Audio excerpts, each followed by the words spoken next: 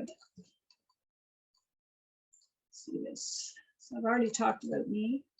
So the presentation, what I want to go through is what's available for services at home and what's available for services if you need to move from home, or so long-term care and assisted living. So in terms of home care services, both on that side of the public sector and the private, and in terms of long-term care or assisted living, what's available on the private side and the public side. So home care, things that are available at home for you, and things that are available if you're moving. The symbols kind of a facility. So what's available through the province for both of these, and what's available on the private side. So it's kind of two systems and of what things are available. So I'm going to start off by talking about what services you can get in your home through the province, which is called Continuing Care, is the provincial home care program. They offer primarily their biggest offering is home care workers. And the home care workers, what the kinds of things that they can assist with are housekeeping. In housekeeping, their program offers assistance. It tends to be 2 hours every 2 weeks for housekeeping. They do some basic stuff. It's 2 hours every 2 weeks. They clean the floors, they'll clean the bathroom, they'll clean the kitchen surfaces, and they'll change the bed. That's kind of your basic housekeeping that you can get from Continuing Care. Lots of stuff that they don't do when they come, which would be one of the reasons why some people prefer just hiring privately for housekeeping. You know, they don't do any dusting. They don't move any furniture to vacuum around it. They don't deal with pets either, like cleaning up the kitty litter. Their home care workers are often called continuing care assistants. It's a certain standard that they have to meet. There's training for that. They're all bonded as well, but there's a particular training program that they have to take. So they offer housekeeping. They also offer personal care. So if somebody needs assistance with bath or showering, they need assistance getting dressed, or they need assistance with getting to the bathroom, toileting, or incontinent care, they provide workers to assist with that. So they do housekeeping, they do personal care, and they provide assistance with meals. The first thing that they, in terms of continuing care, they're going to look at, can you heat and serve your own meal? And if you can heat and serve your own meal, they don't actually provide workers to provide meal preparation. The assumption will be that you can, if you can heat and serve something, then they expect you to buy pre-made meals that are available, something like VON frozen favorites. There are other meal delivery services. So they would expect you to avail yourselves of those folks rather than sending a worker out to prepare something and serve it up for you. If you're not able to heat and serve your own meal, then they will provide workers to do that. They will also provide workers, if needed, to assist with preparing a meal. It's often, if you're somebody who needs help with preparing a meal, you're often somebody who also would need help with personal care. So they will often combine those times together. So for example, they may come in the morning to help somebody get up, washed, dressed for the day, serve breakfast, and leave something for lunch. And then they may come back later in the day to provide assistance with supper and kind of getting ready for bed. So they'll combine their hours or their tasks together. So the fourth thing that those workers are able to do is provide respite. And respite means it's a break for the caregiver. That's usually about 10 hours a week. That was sort of the standard amount they normally give, but they've been increasing those hours more and more based on the fact that people can't get into long-term care right now, and the fact that that's really sometimes what people need, especially if they're dealing with somebody with dementia. They need more break time. The criteria for getting respite, though, means that the person can't be left alone. So they won't give you respite hours if the person can be left alone. The criteria of being able to be left alone or not being able to be left alone is, could that person be able to get up and get to the bathroom on their own safely? Are they at risk of wandering?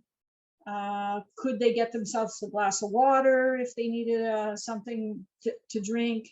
And if there are medications that need to be given, are they able to take those independently? If there's an emergency, are they able to call out for help? So if they meet that criteria, then they would meet the criteria for getting some respite hours. So the maximum number of hours per month through continuing care, the standard is 100 hours a month, which equates to about 3.5 hours a day. That's the most you can get, the basic amount. They don't automatically give you those hours. It depends if you need them or not. And the amounts can actually go up higher if somebody's waiting for long-term care or there's some urgent need for it.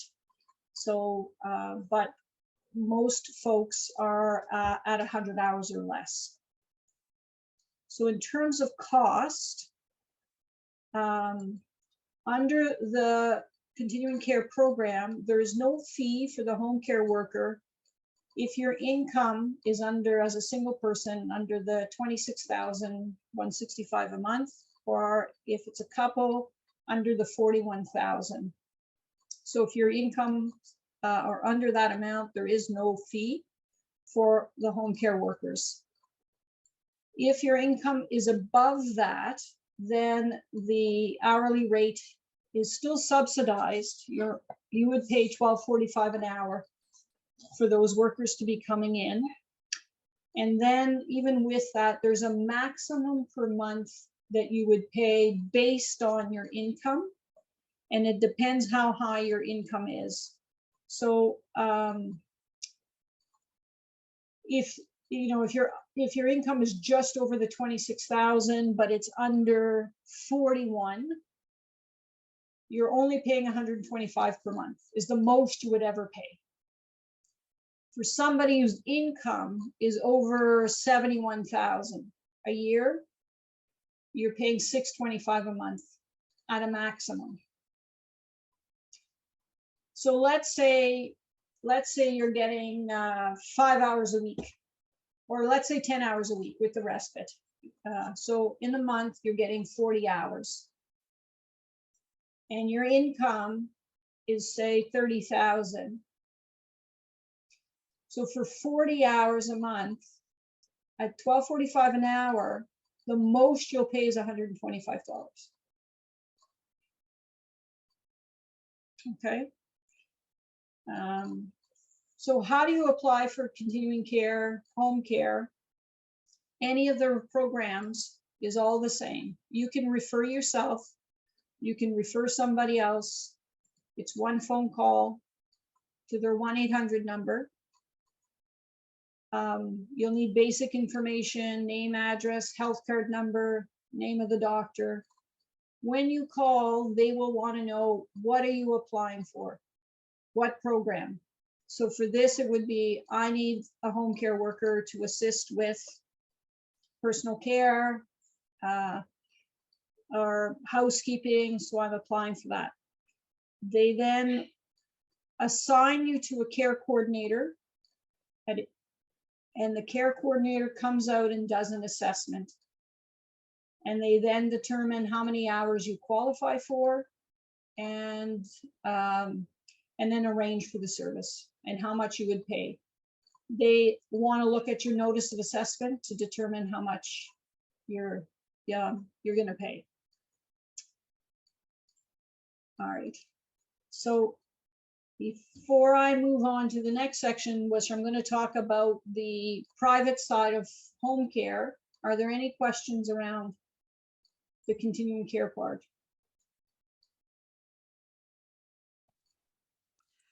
What are the wait times like at this moment, you know, to have a coordinator come and do an assessment?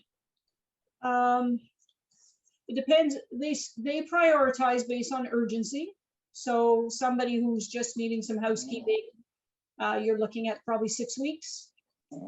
If it's something urgent, like you know, the primary caregiver has been admitted to hospital and mom's home by herself with dementia, and I need help right away, well, they would possibly see them within a week. So the assessment is one bit in terms of wait times, but the second is getting the service started and getting a home care agency out there. So it depends where you live, how long the wait list is. There are some areas that are months and months to get a home care worker started. And I'm not actually sure about the Eastern Shore. Historically, it had been difficult because there had only been one home care agency. I think it was only Northwood who was coming out there. It's kind of dependent a lot of the times is the agencies that, if they have workers that kind of live in that area or work in that area. And I think that probably fluctuates. So I don't have a clear amount of time of wait time to get home care itself started, the workers. I should say too, the benefits of the continuing care program is that their workers will send a worker out for as little as an hour, and sometimes for what's called a tuck-in in the evening for as little as a half an hour. So you'll see when I talk about the private companies, they will only go out for a minimum of 3 hours at a time. So yeah, so there is a benefit to that. The biggest complaints about the continuing care program is the lack of consistency of workers who are coming out. You never know who's going to show up, and if you have, you know, 2 visits a day, 7 days a week, you may see a different face every time. You know, it's probably no surprise you've all heard that there is a shortage of staffing and healthcare in general, and certainly with home care, they're experiencing the same thing. The other complaint is not always being able to get the times that you want of workers when they're coming. So the schedule isn't really, you know, one has in their mind, well, you know, I get up at 8, so it'd be really nice for the worker to show up every day at 8 o'clock, get me up and ready for the day. But everybody, the morning times are a very busy time for them, and they can't always, they never guarantee when the worker's going to come. So if you're somebody who just needs assistance once a week for a shower, that's not likely going to happen first thing in the morning. So you may be looking for a shower in, you know, on a Friday afternoon. Often as well, it's more difficult to get home care workers on the weekends because of well, the staffing availability.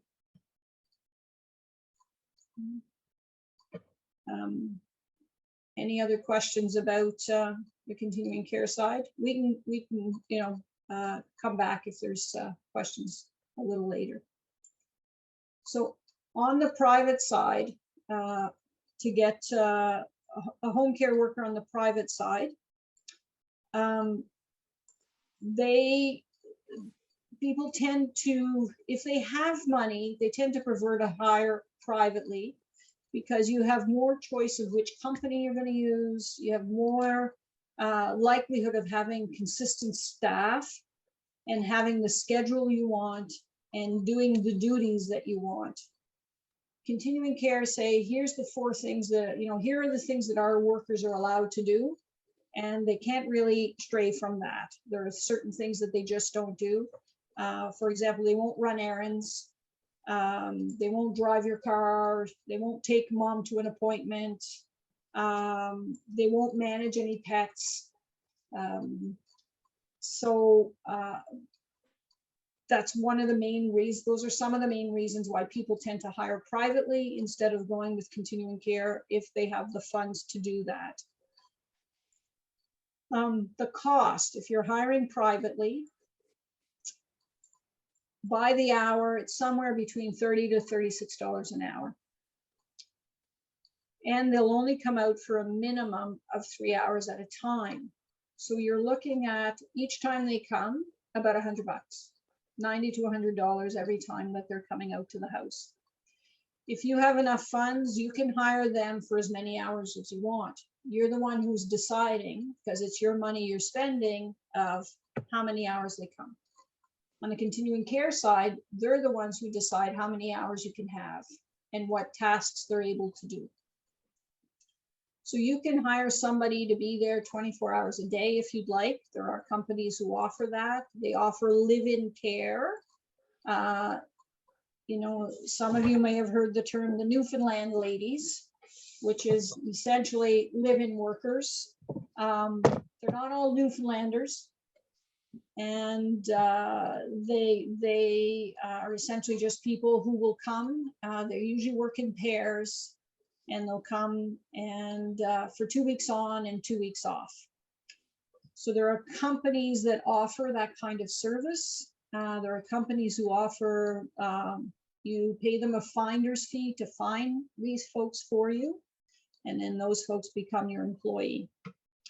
And there are some companies that you just pay them $300 a day, and they supply the person for you. For a live-in, they have to be able to sleep. They have to have their own room. So you can't hire somebody to live in and expect them to be up during the night providing care and then be available during the day. Somebody who needs 24-hour care, that's somebody who needs somebody awake at night. It's very unusual, except for folks with dementia who might be up and wandering at night. But other than that, it's very unusual for somebody to need 24-hour care at home, or to be paying for that as well.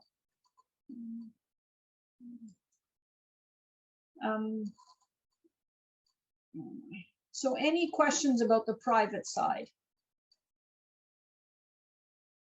Now I'm trying to think of what companies go up your way. And I think there are some private companies, and again, they would be looking for staff who probably live in that area.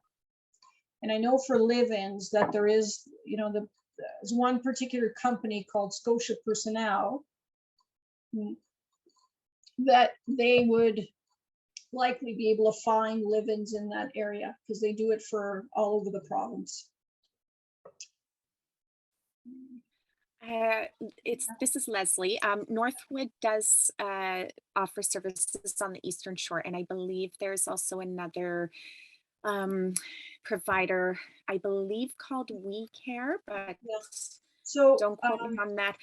Yeah, Northwood is with the continuing care program.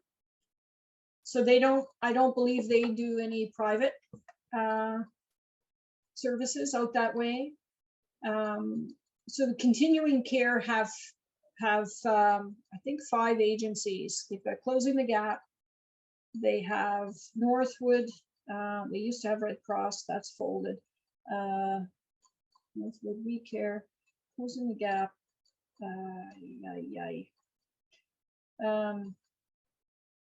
I don't remember all the agencies that are out that way. So the private ones would be like Home Instead, Nurse Next Door. So some of those other, some of the other ones. Any other questions with this section?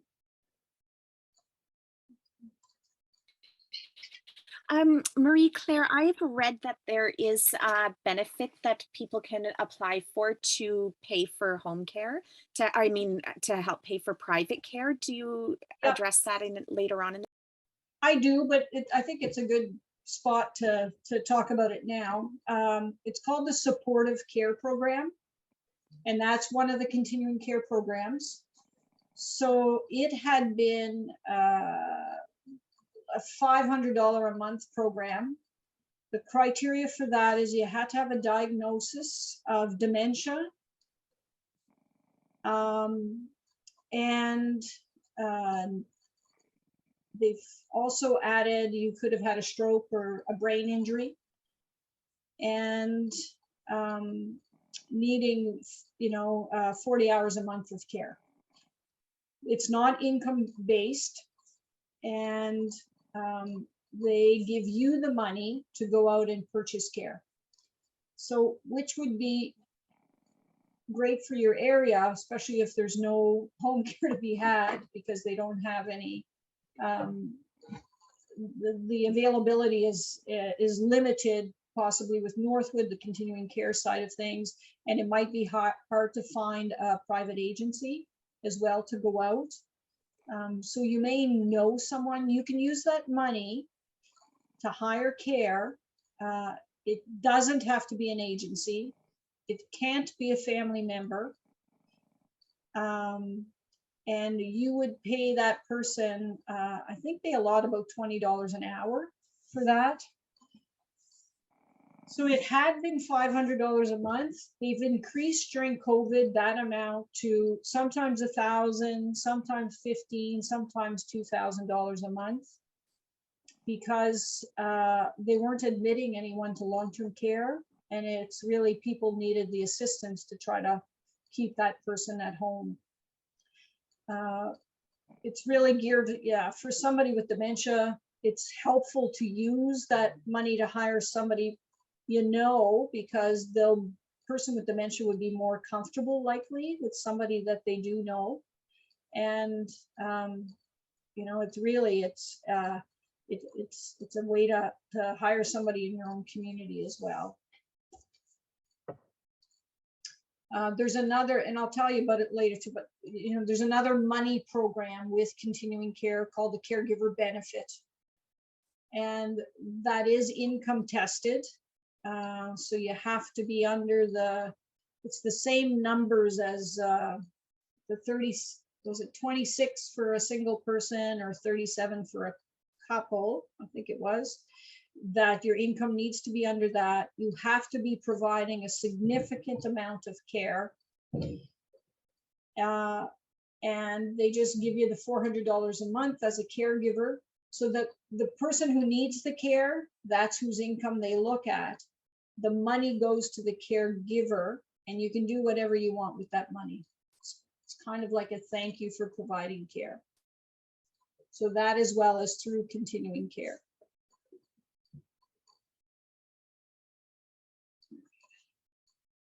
So we're going to move now from services at home to if you're going to need to move to long-term care or an assisted living.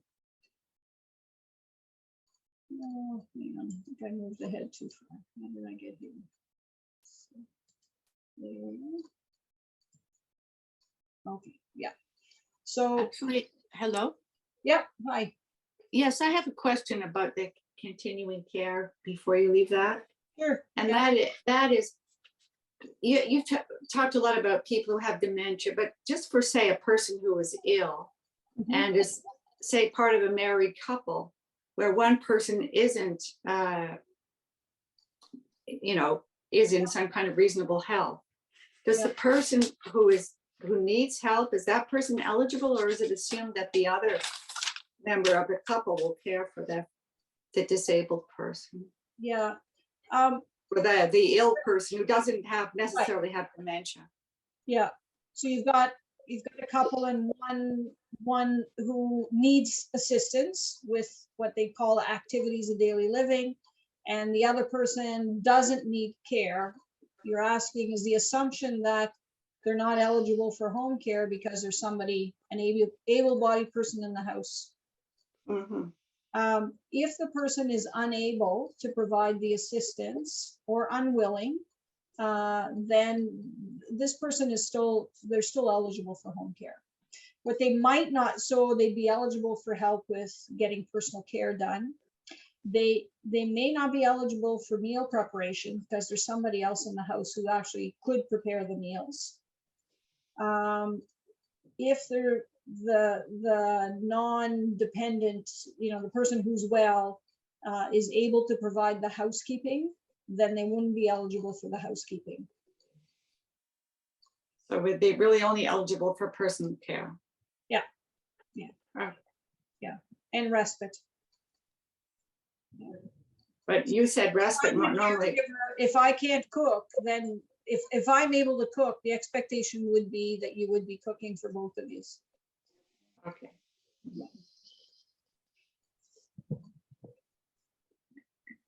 Okay. And so does that person who's giving the care become eligible for the caregiver benefit? Yes. But they would be looking at both your incomes. Mhm. Mhm.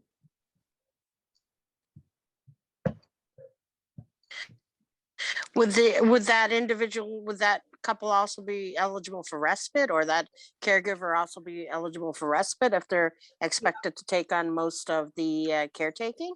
Yeah, they'd be eligible for respite if the person needing the care cannot be left alone. So if they can be left alone, then you have the ability, you'd have the ability to get respite because you can leave them on their own. So, which becomes a bit of a sticky point, because what tends to happen is you won't leave them alone because you're worried that they might fall or something may happen if you're not there all the time. So they won't give you respite just because they might fall. They would probably suggest at that point that you just get Northwood in touch or the emergency response button. So if the person did fall, they could call for help with just pressing the button.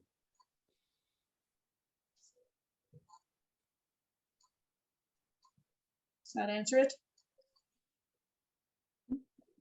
Okay. So what's available in terms of long-term care with the provincial continuing care program? So there's two levels of care. If you need long-term care, the first level is called RCF, which means residential care facility, which in the private side is kind of called assisted living. The other level is nursing home level of care. To apply for that is through continuing care. Usually you've already had some involvement with them prior to applying for long-term care. Unless something drastic happens, you end up in the hospital, and then you're applying from there, because even with all the home care in the world, you can't go back home. So usually you are in the community, you're in your own home, you're getting some home care assistance, and you're just not able to manage there anymore. You're talking to your care coordinator and saying, I think I need to be looking at long-term care. So the application for those homes is always through continuing care. You have to, their criteria for if you need long-term care is, have you tried to use all the resources possible to be able to remain at home? You also have to kind of predict that in the next 6 months to a year, you're not going to be able to manage anymore. That's kind of the point where you would normally look to going on the list for long-term care. This is pre-COVID. Since COVID, the wait lists have grown significantly. What's happened during COVID is the only people being admitted to long-term care are people who are in the hospital and people who are under adult protection or people who are in a crisis in the community. So a crisis in the community is often, you know, the caregiver just completely burns out, or the caregiver themselves have been admitted to hospital or have died. So those are the folks being admitted to long-term care. Prior to COVID, the wait lists were somewhere, you know, some of the wait lists were as short as 4 months, depending on the facility, and some were as long as 5 years, even prior to COVID. I'll talk about wait lists if you want more information after. So I just want to talk, so that's the application process for the continuing care facilities. There are 22 in the HRM area facilities.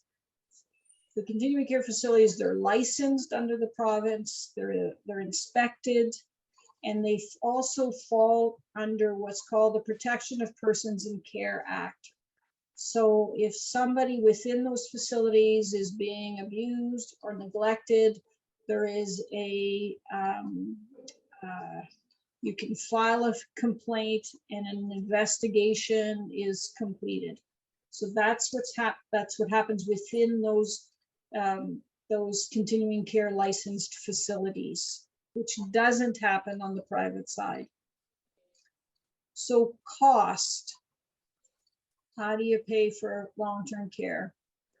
It is subsidized and it is based on income only. The most that you would ever pay is $34.25 a month. The way they figure it out is they look at your income only, so not savings. They don't look at your house anymore. They don't look at your cottage, any of that. Income only, which some of the income can also be investment income. If you have that, they do look at that. And they will look at 85% of that income up to a maximum of $34.25 a month. You'll always be left with 15% of your income to a minimum of $309 a month. So for somebody who's straight old age security, guaranteed income supplement, you know, their income, let's say, is $2,000 a month. They will be left with $309 a month, and they will be billed for the rest of that amount. So they don't take your checks, they don't take your income. You essentially, when you sign your contract for the long-term care facility, you're doing like post-dated checks almost. They're going to be doing automatic withdrawals from your account, and the amount of your daily rate or your rent is going to be 85% of your income. So what's covered and what's not in long-term care, you know, all your nursing care, all your meals, your accommodation room, that's all covered. What's not covered, what you have to, out of that $309 are medications. If you have any co-pays, you have to pay your own transportation. So if you have any ambulance bills, you have to pay for those. Or if you're going for medical appointments, you have to pay your own transportation. You pay your own dental, you pay your own eyeglasses, hearing aids, incontinence supplies are covered. If you need foot care, you're paying for that yourself as well.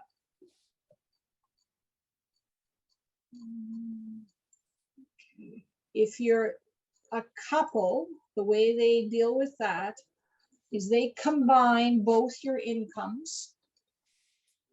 The person who's staying at home gets 60% of that income. The person who's going into care, they look at 40% of that, and they use the same formula. So it's 85% of that 40%.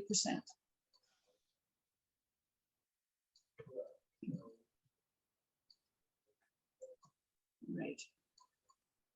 So that was the continuing care side of long-term care. I'm going to move on to the private side of long-term care.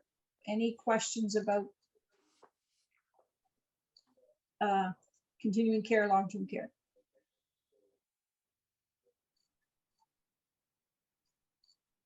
Any other wait When, list? when you're in long-term care, Yeah. is there a doctor there that looks after people, or do you keep your own family doctor?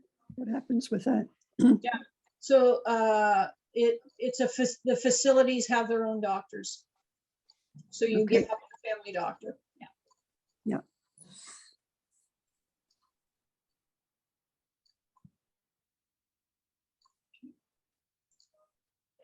So the private side of long-term care, what's available?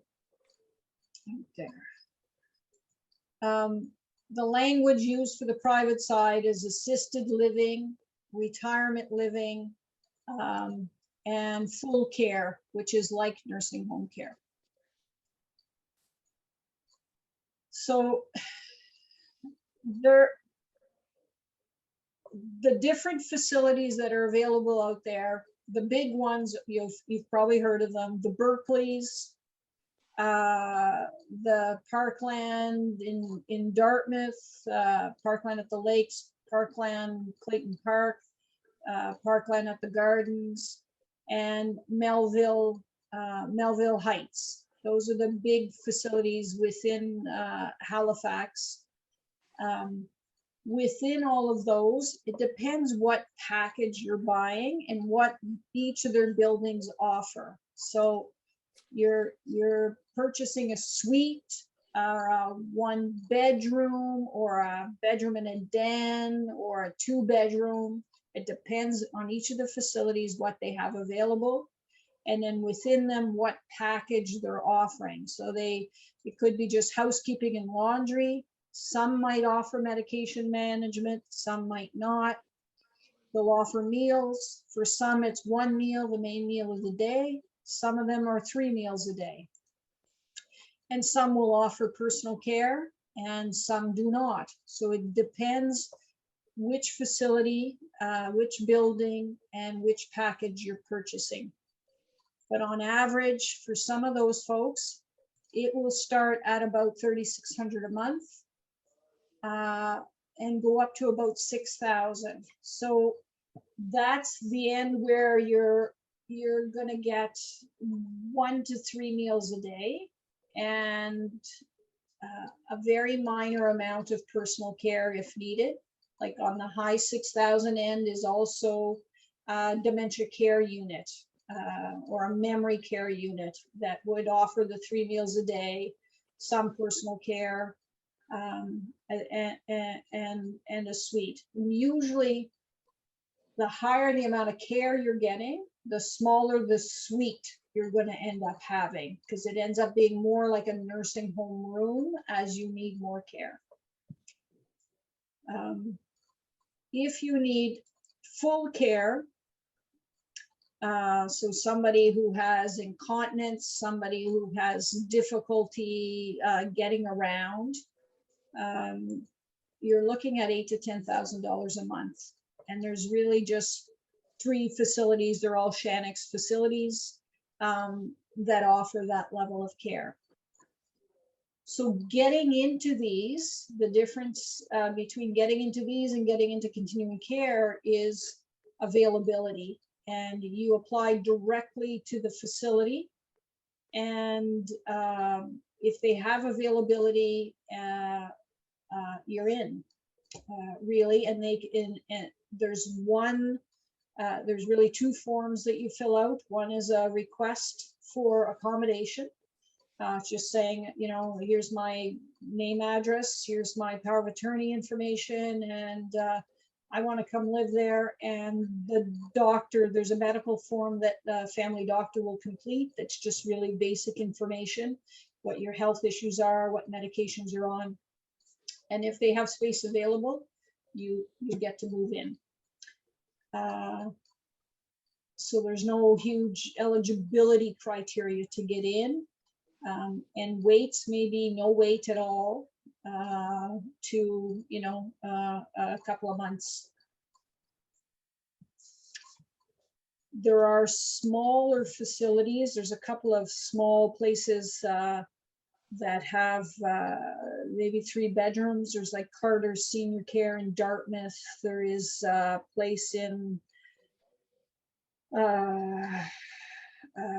Pock Walk. There's a place, you know, so these smaller facilities that's run by just somebody. Some have nurses who are running them. But again, these are not licensed. They're not monitored by anyone. They don't have any standards that they necessarily have to meet.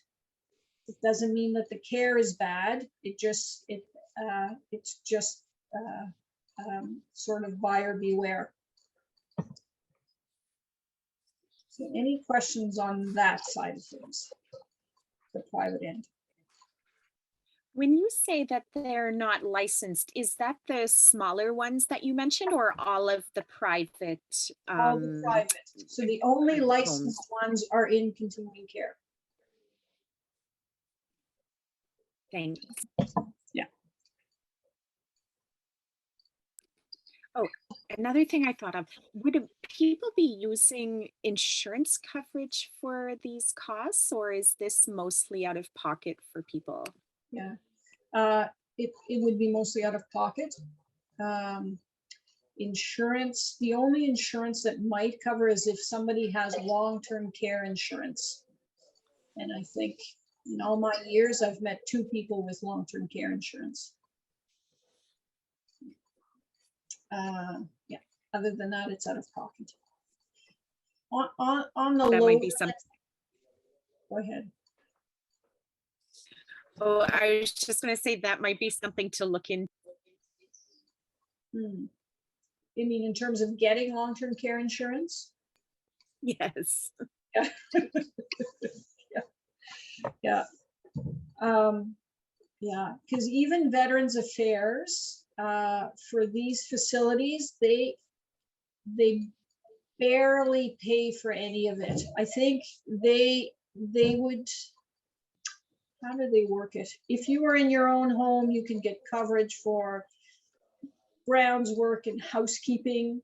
And so they only give you a small amount of money to pay towards these as well.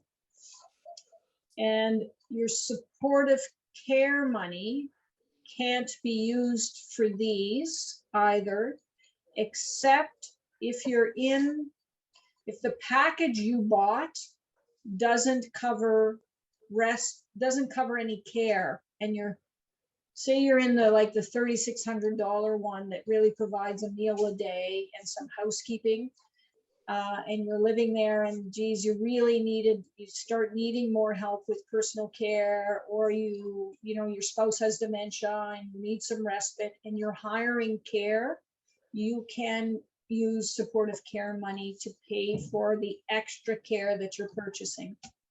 It has to kind of be a separate bill from your basic $3,600, which is kind of your room and board.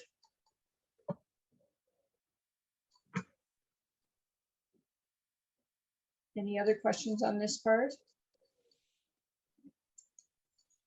So some of the other programs through continuing care, there's the nursing or VON programs that they offer. So the VON offer help. There's no fee for them. They do a lot of dressing changes, medication administration, IV medications. If you need the VON, usually it's either your family doctor or a physician from the hospital that's setting up those kinds of services. It's not something you're normally calling yourself to say, can I get the VON to do something? Because the VON, for whatever they're doing, they need a physician order to do that task. But that does fall under the continuing care program. If sometimes folks are getting home care workers, and they're getting the VON nurses coming in as well.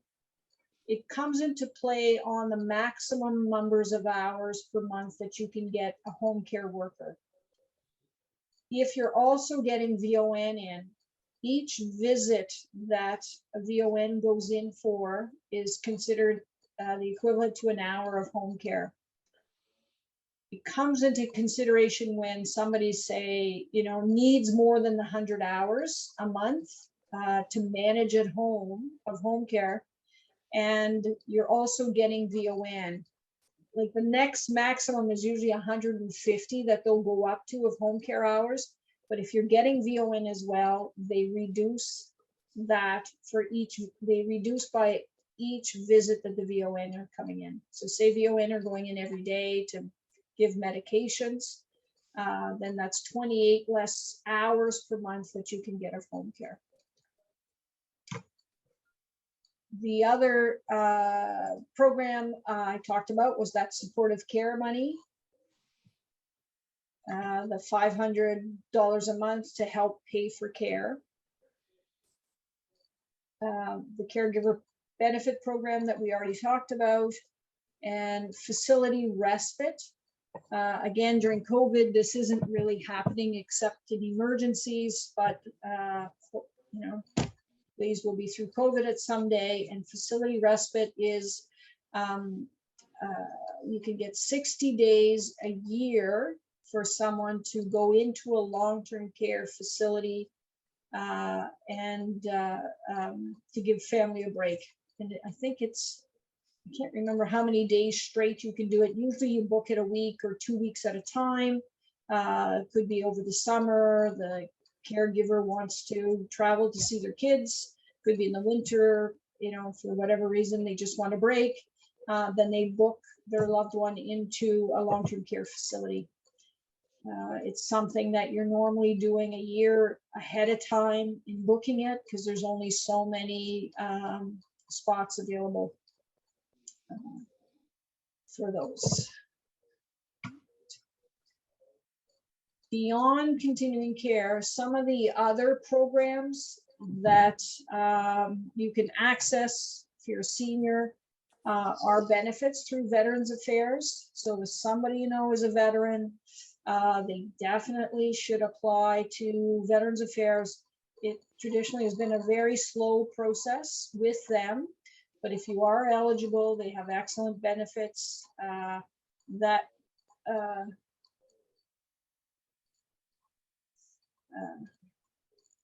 I just had a notice saying that I'm signed out. Leslie, do you want to give me a yes that I'm still here? You're still here. As far as I can tell, everyone else is still here too. So I think we're good. Okay. Yeah, they will pay for a fair amount of care. You might also be eligible for the Veterans Memorial Building to be their long-term care facility there. The other area of getting support is sort of the society. So the Alzheimer's Society, it kind of goes by disease. If you have Parkinson's, the Parkinson's Society have supports, ALS, Huntington's. So looking to them, they usually have somebody can help you navigate some of the services, and they may have specific pockets of money or pockets of support that they can provide you depending on sort of like the Cancer Society, that sort of disease specific. The other group that's hugely helpful are Caregivers Nova Scotia. They have a very helpful website. You could spend days in that website going through the different services that they have available, different supports. The other area, 211, it's a phone line and a website, and you can email them, and they list all non-for-profit and government agencies for all kinds of services, not just related to seniors. I use them sometimes. I find them very helpful. They're kind of like librarians who, you know, if you've got a question, they really try to find the answer for you. Yeah, and the Alzheimer's Society, if you're dealing with somebody who has dementia, the number one thing you can do is learn about dementia. And understanding that and understanding the progress. Dementia is very different from any other care that you're going to provide.